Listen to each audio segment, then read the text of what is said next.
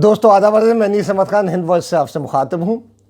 जो यूपी का विधानसभा का चुनाव आने वाला है, डेट डिक्लेयर हो गई है और जैसे जैसे करीब आता जा रहा है, हालांकि आचार संहिता लागू हो गई है, लेकिन तब भी सांप्रदायिकता के ऊपर कोई आचार संहिता लागू नहीं हो रही है।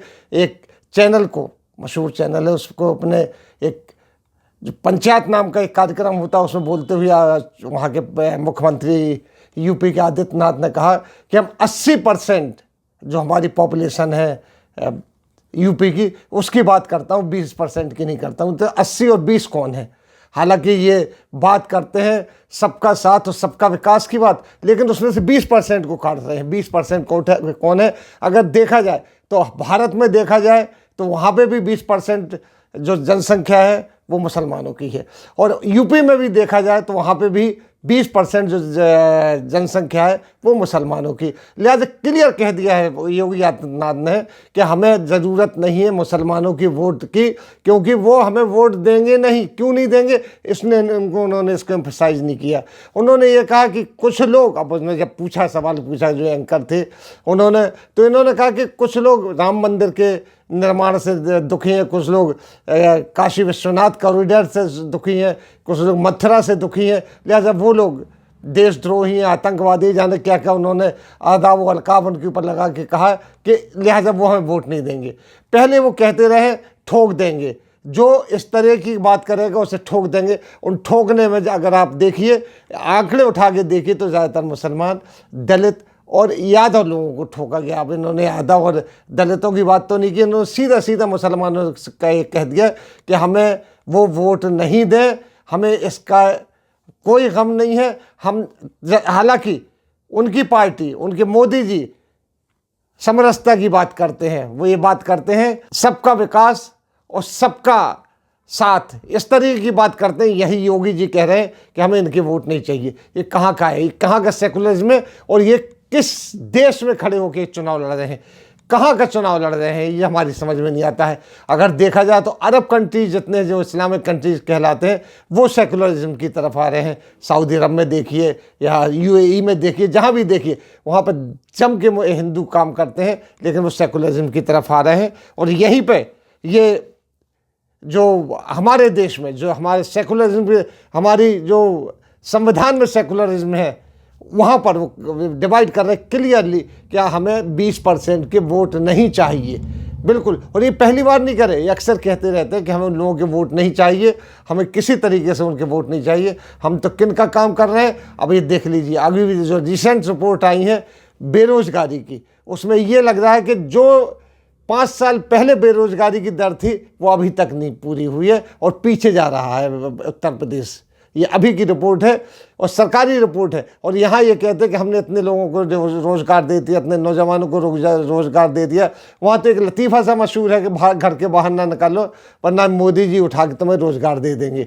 ये इस तरीके से लगता है, अखबारों विज्ञापन से अंदाज होता है। उनके विज्ञापनों को आप देखें तो विज्ञापनों में एक चीज़ आपको मिलेगी जो बड़ी प्रोमिनेंट है, बात करते यूपी की, और विज्ञापनों में फ़ोटो छपती बंगाल की, बात करते यूपी की, फोटो छपती बम्बई की, कहीं कहीं तो समंदर भी पीछे दिखाई दे जाता है जिसको गंगा कह के वो प्रचारित करते हैं इस तरीके से। अब उस जगह बैठ के ये कहना कि हमें 20% के वोट नहीं चाहिए, ये कहाँ तक सही है?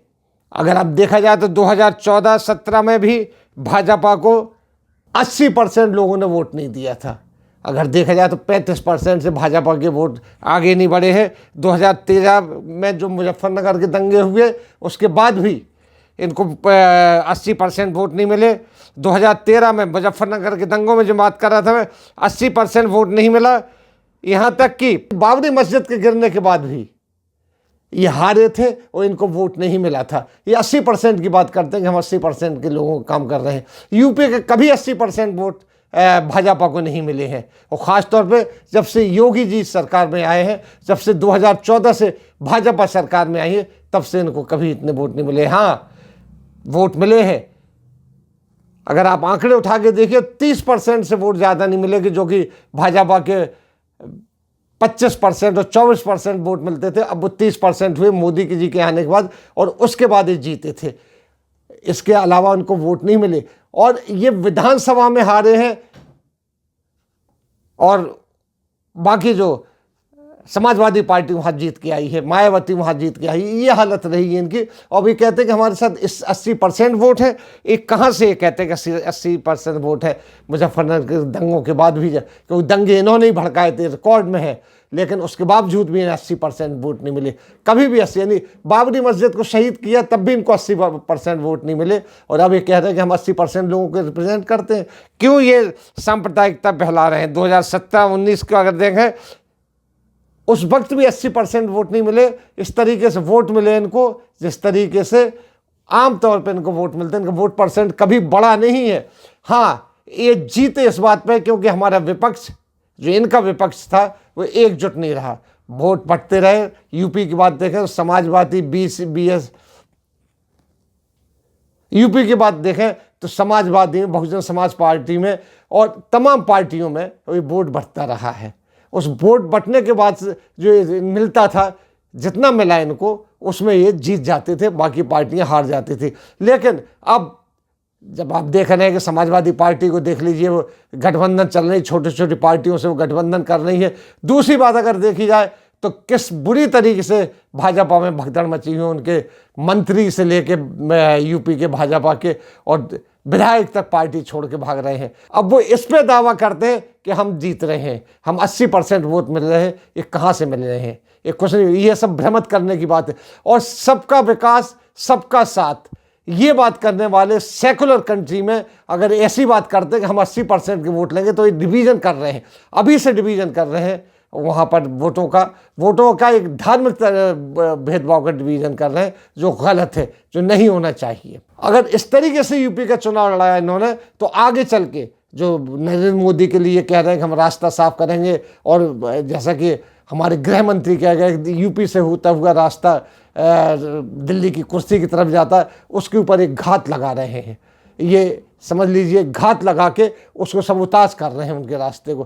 क्योंकि ये कहा जाता है यूपी में अगर जाइए उनके समर्थकों से, मोदी जी तो अब रिटायर हो जाएंगे, उसके बाद योगी जी ही प्राइम मिनिस्टर बनेंगे, वो प्राइम मिनिस्टर की कुर्सी खाली करेंगे। इस तरीके से बात हो रही थी। योगी जी सबसे बड़े दुश्मन अगर देखा जाए जैसे इस मौके पे मोदी जी के हैं।